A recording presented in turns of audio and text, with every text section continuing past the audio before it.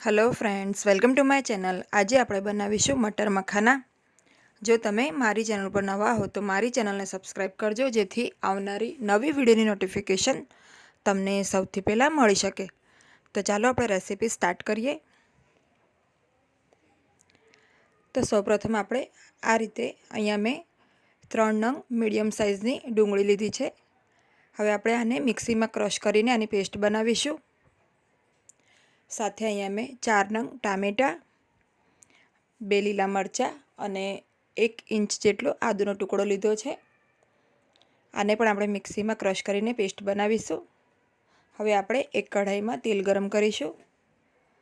તેલ થોડું ગરમ થાય ત્યારબાદ આપણે એમાં 1 કપ જેટલા મખાના નાખીશું।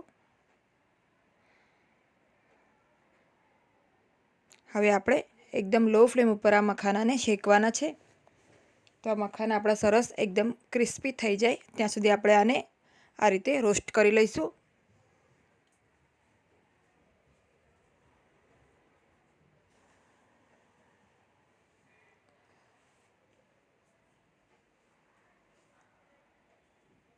तो आ रेसिपी एकदम टेस्टी बने छे, एक वखत जरूरथी ट्राय करजो। आ रेसिपी में मैं फ्रेश वटाणानो उपयोग कर्यो छे।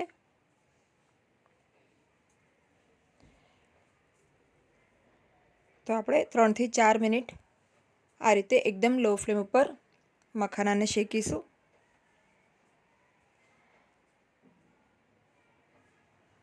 आपड़ा मखाना शेकाई जाए एटले आपणे एने एक प्लेट में ट्रांसफर करी लईशुं। हवे अहींया मैं खड़ा मसाला लीधा छे। एमां मैं तज, लविंग अने इलायची लीधी छे।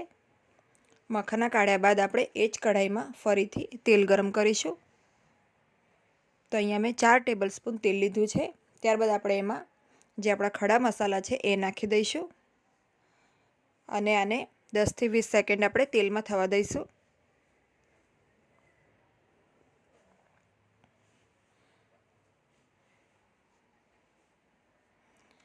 हवे मैं अहींया तमालपत्र छे 1 नंग ए नाख्युं छे।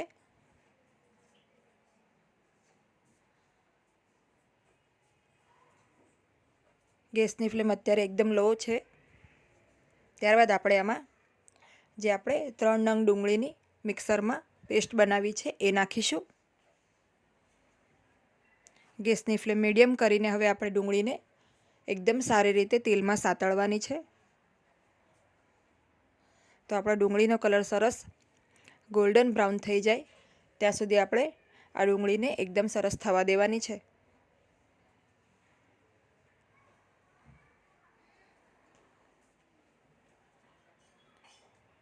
साथे आपणे आमां अर्धी चमची जेटली हींग छे ए नाखी दईशुं। मिक्स करी लईए।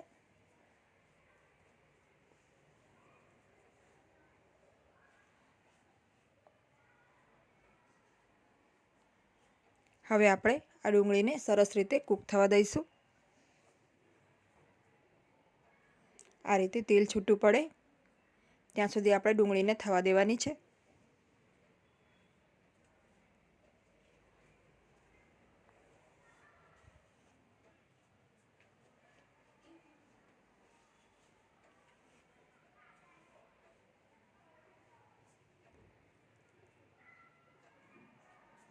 हवे आपणे आमां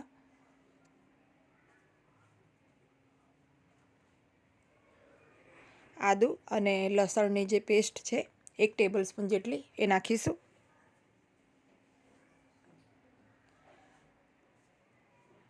मिक्स करी लईशुं अने आ पेस्टने पण आपणे 1 ज मिनिट तेलमां थवा दईशुं।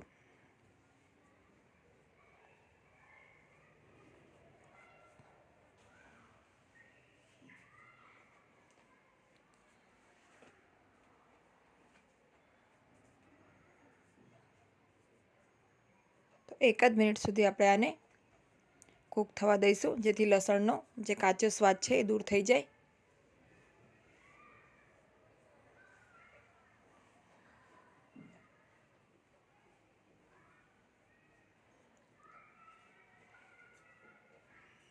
हवे आपणे आमां આપણે જે ટામેટાની જે પ્યુરી બનાવી છે, મિક્સરમાં જે ક્રશ કરીને પેસ્ટ બનાવી છે એ નાખી દઈશું. સાથે સ્વાદ પ્રમાણે મીઠું નાખી દઈશું.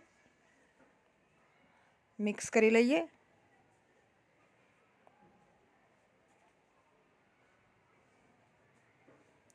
હવે આપણે આ ટામેટાં ખૂબ જ સારી રીતે કૂક થઈ જાય ત્યાં સુધી આને થવા દઈશું.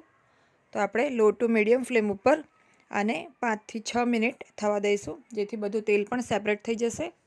તો આપણે ઢાંકણ ઢાંકીને આને કૂક કરી લઈશું.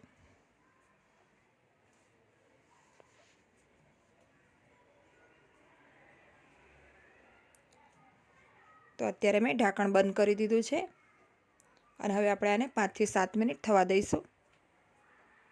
ત્યાં સુધી આપણે એક મસાલો બનાવી લઈએ. તો અહીંયા મેં 2 ટેબલ સ્પૂન જેટલું દહીં લીધું છે. તો નોર્મલ દહીં છે, જે આપણે ઘરે બનાવીએ છીએ એ પ્રમાણે નોર્મલ દહીં છે. એમાં આપણે ધાણા જીરુંનો પાવડર, ગરમ મસાલો,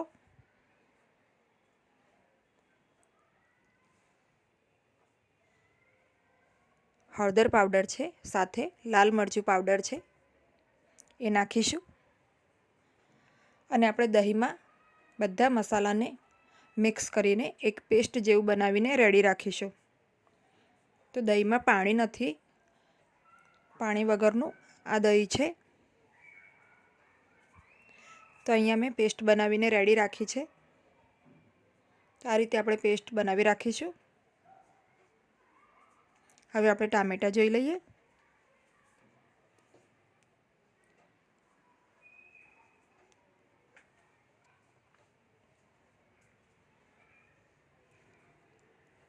તો હવે ટામેટાં પણ આપણા કૂક થઈ ગયા છે. તમે જોઈ શકો છો સાઈડથી બધું તેલ પણ છૂટું પડવા લાગ્યું છે. એક વખત આપણે મિક્સ કરી લઈએ.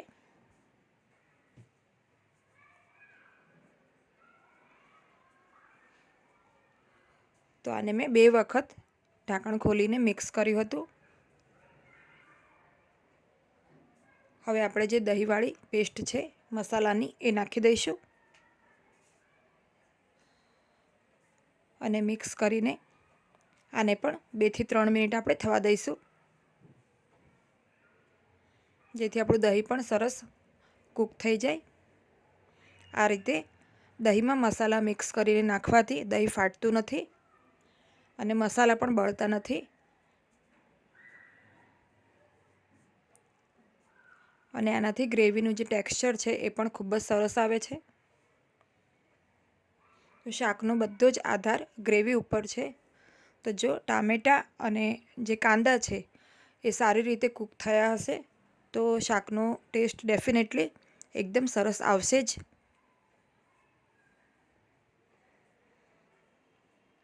હવે આપણે મસાલાને પણ 2 થી 3 મિનિટ ગ્રેવીમાં કૂક કરી લઈએ. તો લો ટુ મીડિયમ ફ્લેમ ઉપર આપણે આ પ્રોસેસ કરવાની છે.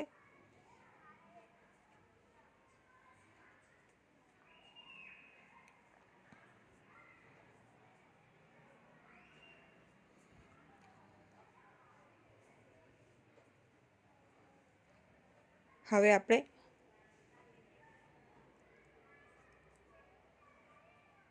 ઢાંકણ ઢાંકીને પણ 1 મિનિટ થવા દઈશું.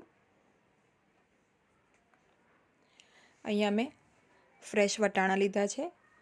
તો વટાણા અહીંયા મેં 1.5 કપ લીધા છે. તો 1 કપ મખાણા અને 1.5 કપ મેં વટાણા લીધા છે. તમે ઈચ્છો તો બંનેનું માપ સરખું પણ રાખી શકો છો, અથવા તમે તમારી ઈચ્છા મુજબ આમાં વધારે કે ઓછું માપ કરી શકો છો. હવે આપણે ગ્રેવીમાં ફ્રેશ વટાણા છે એ નાખી દઈશું. મિક્સ કરી લઈશું સારી રીતે.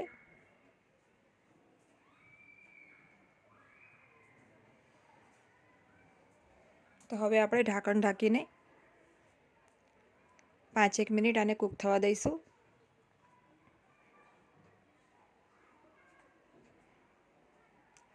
તો હવે આપણે ગ્રેવીને થોડી પતલી કરવા માટે એમાં ગરમ પાણી એડ કરીશું. તો અહીંયા મેં ટોટલ 1 થી 1.5 કપ જેટલું પાણી નાખ્યું છે, જેથી આપણી ગ્રેવી પણ થોડી પાતળી થઈ જાય. અને આપણા વટાણા હજુ કૂક નથી થયા, તો એની સાથે સરસ રીતે કૂક થઈ જાય એના માટે આપણે ગરમ પાણી નાખવાનું. હવે ઢાંકણ ઢાંકીને આપણે 5 થી 7 મિનિટ આને લો ટુ મીડિયમ ફ્લેમ ઉપર થવા દઈશું, જેથી આપણા વટાણા પણ સરસ કૂક થઈ જાય. તો 7 મિનિટ પછી એક વખત આપણે આ રીતે મિક્સ કરી લઈશું.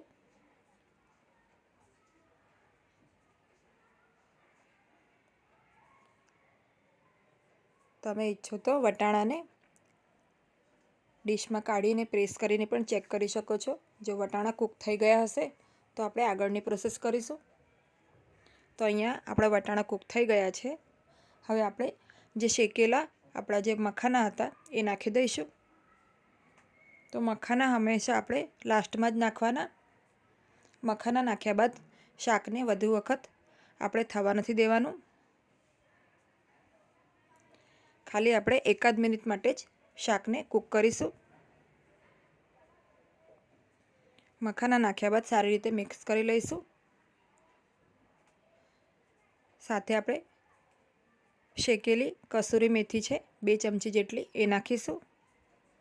અને આપણા ફ્રેશ ધાણા છે એકદમ ઝીણા સમારેલા એ નાખી દઈશું. સારી રીતે મિક્સ કરી લઈશું. તો એકદમ રેસ્ટોરન્ટ સ્ટાઇલ જ આ શાક બને છે. એનો ટેસ્ટ પણ એકદમ સરસ બહાર જેવો જ આવે છે અને એકદમ અડધા ખર્ચામાં આ રેસીપી રેડી થઈ જાય છે. તો એક વખત તમે આ રીતે આ શાક બનાવીને ચોક્કસ ટ્રાય કરજો.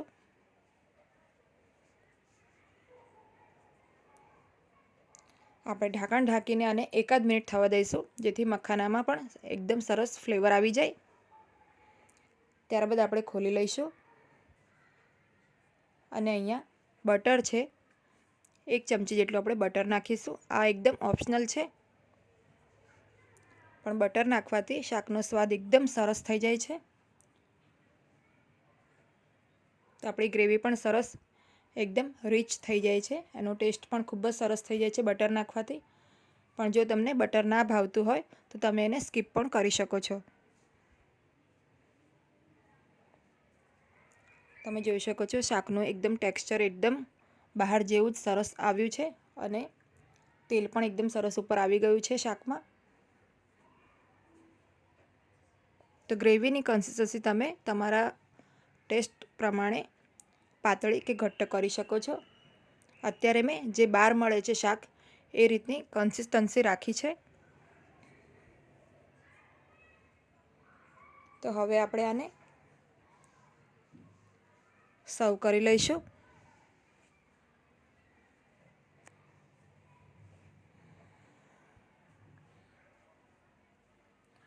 તો આને તમે રોટલી, પરાઠા, પૂરી, નાન કે પ્લેન રાઈસ સાથે પણ એન્જોય કરી શકો છો. ખૂબ જ ટેસ્ટી બને છે આ શાક.